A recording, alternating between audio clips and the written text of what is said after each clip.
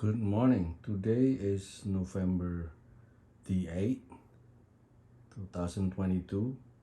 It's Tuesday, and today is the election day in the United States. This election is a midterm election, which uh, which will appoint or select the senators and congressmen and some governors in the midterms elections. So what we learn so far, because we're learning about democracy right now, but we learned so far because the democratic state is kind of in progress, work in progress. So democracy never have a final state. Let's say democracy good, democracy bad. Democracy is good if it's like everything fair or unfair. So it's all determined by the time when the fairness is considered to be good, or later on the update is the more it's unfair, I mean it's good. It's determined by the time. Although we know generally rules is that good democracy is a good fairness in election or voting. So we're learning from the U.S. extremely free wild democracy. So the U.S. election models leading the world politics models as it replicate everywhere. So whatever happened in the U.S. about this extremely free wild democracy will replicate everywhere. We see healthy in Britain with Brexit, and we see with Italian Giorgia Meloni, and we see with long before was like a Putin when he was on election, he won the election, and then Viktor Orban also won the elections. So is the died president of Hugo Chavez from Venezuela also won the election, and then those people just cancel democracy at all. So anyway, in the U.S. we have a three-party system, which is Republican, Democrat, and Independents. That is common, and that can be crystallized into two-party system, which is Democrat and Republican. These two parties are keep working on developing the differences to find their distinct club and team identity, and reflecting in their voting registration card that has been determined as a Democratic or GOP voting registration card. So this non-existence in other countries, like most countries, they don't have this voting registration card, as they call it, free and secret vote. So voting for them is a secret, and free means you're not supposed to reveal if you're Democratic or Republican Party. So other countries they do that. Only in the U.S. they have a voting registration card that affiliated to either Democratic or Republican Party. This past 6 years, the U.S. has experienced a new experiment of democracy as based on free, wild, extreme speech as claimed to be the right, or their human right, their human basic right. As far as labeling victim of a mass murder or hate crime crisis as a crisis actors, and this free free wild extreme speech furthermore can use to harass the others and their family as part of the extreme free speech. So some of the victims manage to sue the free speakers and some don't. Although these wild free speakers are aware that their speech causing murder on insurrections, they seems are not stopping or unstoppable as it is part of the free speech right that was exercised 6 years ago when it was began by Trump introducing this induced communism free liberal democracy. So kind of liberal democracy but using the communism tactic of propaganda. Basically, it used the free liberal democracy to promote propaganda as he alone can fix everything according to his limited understanding capabilities or his at the or him at the moment of illusion that can be more problem to fix and forget to fix the previous one. So he made up. So he got a problem and he claimed he can fix it, but instead of fixing it, he create another problem again. So people will forget the previous problem. Um, so there you go. The next problem is the solution of the first problem. Um, so most candidates are the first point here is most candidates are either using pure extreme propaganda strongly or just no idea how to use propaganda as it referred to political campaign. So the Republican, they're quite aware, they understand how to use propaganda, how to play with it. On the other side, Democratic Party, they don't understand it or have no clue, or they know, but they don't use it at all. Although propaganda basically is a political campaign. That means all rational or logical are traditionally used for proposed policy, just like the Democratic or Republican in the olden days. And this a new thing since 6 years ago. Um, and radically use they use radically wild conspiracy theory based on bonkers, abstract, wild dream, like science fiction policy that surely sounds insane. The imaginary or illusion political campaign, basically just waking up our childish, unimaginable, unthinkable fantasy using childish, raw, brutal word and terms. As a child, the first choice of as the child, the first word of choices. It might sound childish, unwise, but many middle class, even highly educated people, infatuated with their wild childish side. No matter how ridiculous it might sound, imagine they become Harry Potter magically in politics. The psychological reason is just like their subconsciously childish dream on the making. The question is, who don't like to experience a Harry Potter in a real life? That's how it gets here. So everybody want to be Harry Potters. So they create their own reality somehow. Because it's a free range theory or free range idealism of life. Basically, politics is like an abstraction. So extreme or extremely wild is anti-Roe and Wade. This is Roe and Wade is basically a Supreme Court law about a woman's body rights. Uh, it's this law used to their advantage, uh, like basically the Republican against Roe and Wade in the way it will protect life or pro-life. Um, so so the pro-life people think that Roe and Wade is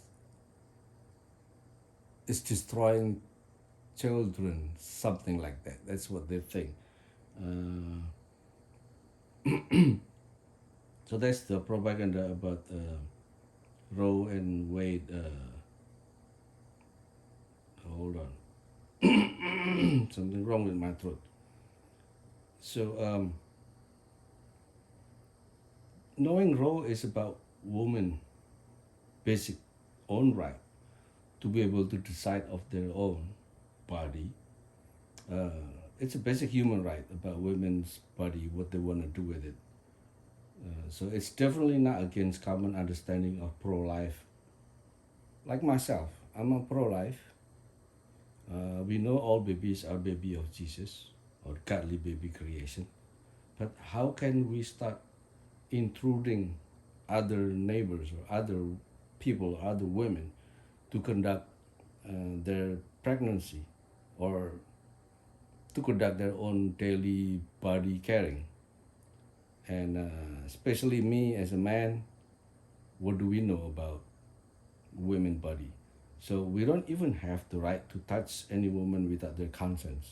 And how we supposed to tell them how to carry their 9 months pregnancy? So we don't know those women. We cannot impose anything. Have you tried to impose something to your girlfriend, to your wife, to your teenage daughter, or teenage neighbors, or a women senators, or a women's president in the world? That's like impossible. And another point also that is less extreme is by denying election legitimacy, which is participating while participating in the election. So how could they participating in the election if they know, if they make a theory, if they believe the election is unfair or cheated? So they only accept it when they want it. So they promote it to deny the will of the people or the voting result. It's so irrational, it's a wild dream that they will participating in an election that they think unfair. Logically, we will refuse to play a game if we will be cheated, simply like that. So if they believe it's cheated, why would they want to play in an election or in a voting? It doesn't make sense. Like they're denying the thing that they firstly participating. And then the other point is the third degree severity is the shy candidate who lost its basic identity. The self-denialism and using Trump reference all the time for everything as if they were just a Trump impersonate. So they keep saying Trump this, Trump that, but they're not proud of themselves. They don't even say about themselves. They never declare what they are. They only an impersonation. So they are just some an empty shell, but convincing the other to elect them. That's more surprising, right? Even worse, they see themselves as the projected opponent and accusing the other as running as Biden agenda while they're themselves being a Trump wannabe. Another point is fear mongering by creating illusion of an imaginary monsters as whatever the conspiracy theories told them to, like the pizza or whatever the kid is. Another point is a minority wild dream. I find like a lot of minority have a wild dream too. Not only majority people, the minority race have a wild dream to be imaginary white race in a brown skin. After for so long, tired and fed up being under systemic racism, as in the contrary to the CRT, um, surprisingly, as thought as non-existent that Kanye West or Kyrie Irving are siding with the white nationalists in anti-Semitic remarks. So the new brown skinned Harry Potters are really pop up everywhere. And it also sounds surprisingly why many why are many Latino are infatuated with Trump whiteness. This is one to break free from being crushed as a minority. So they want to feel free at last as a minority and associated with Trumpism.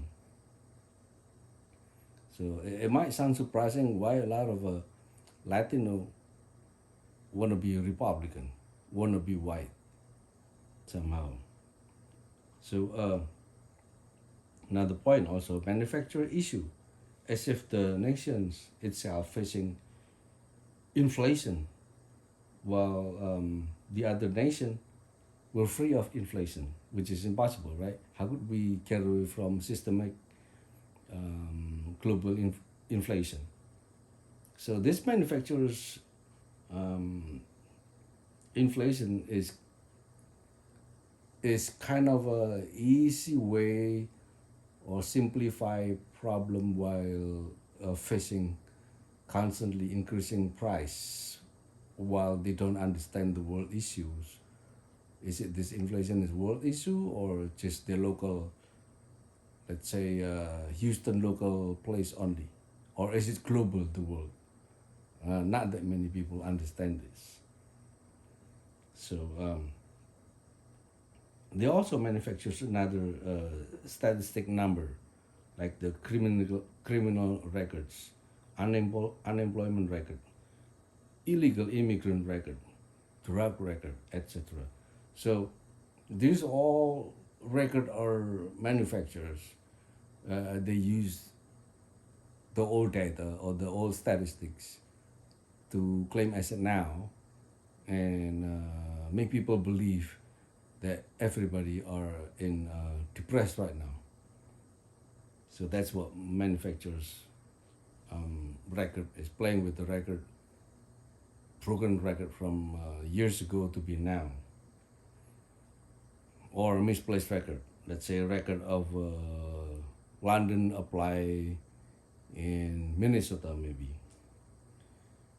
And then another point, the actors of Harry Potters are popping up like Cyber Ninja, Pride Boys, Oath Keepers, and many more other cosplay in contest of ridiculousness. The media and the news channels love this cosplay and display as if an entertainment news.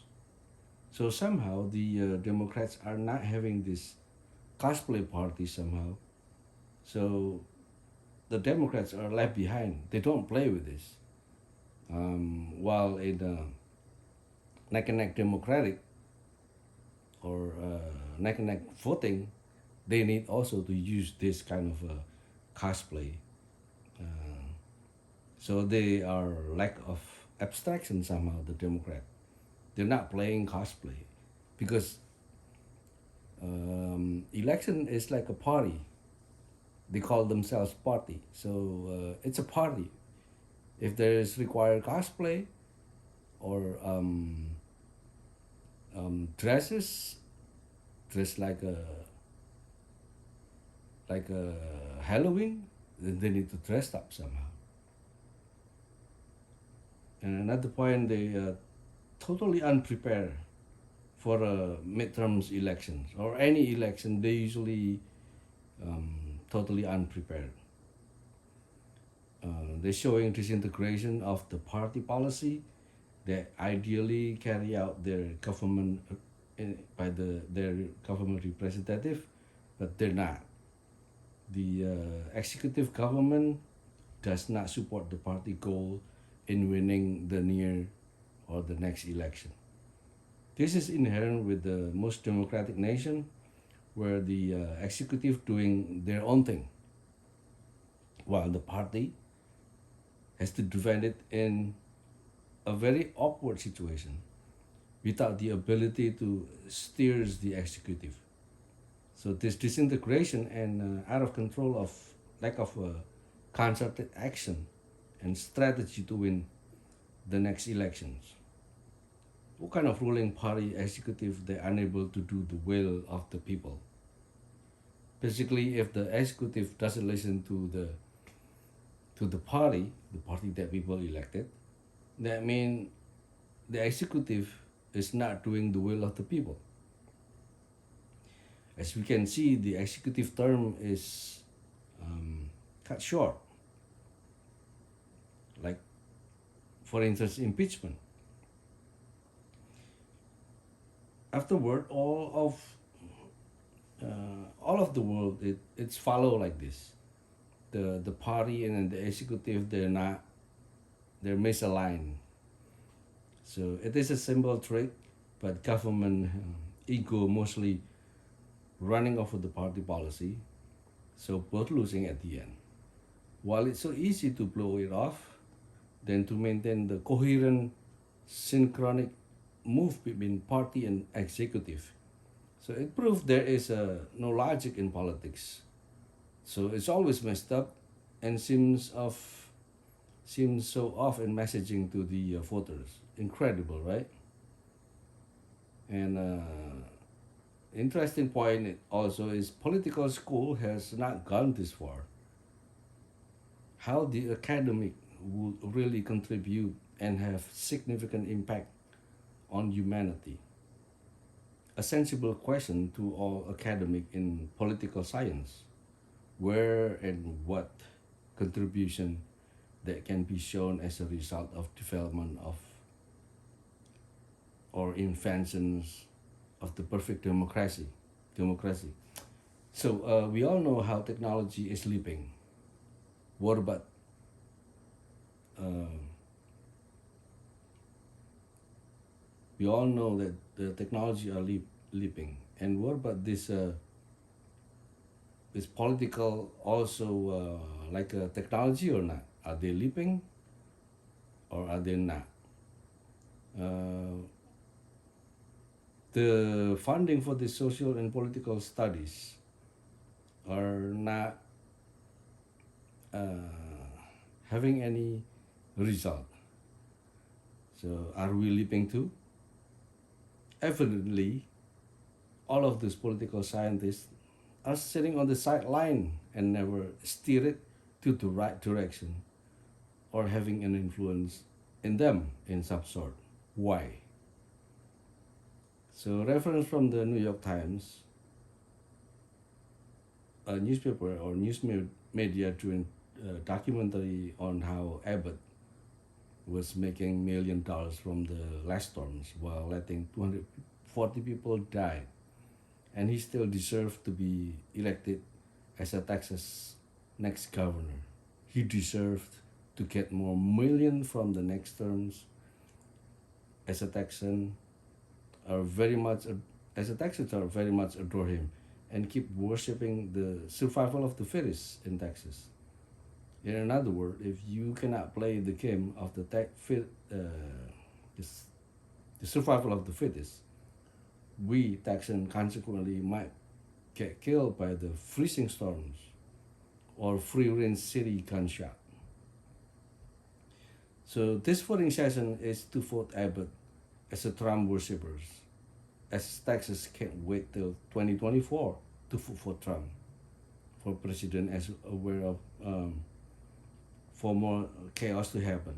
Are we really loving this destruction and chaos? Or is this the new face of America? So we know that Abbott has been negligent. He's not running the state in a way that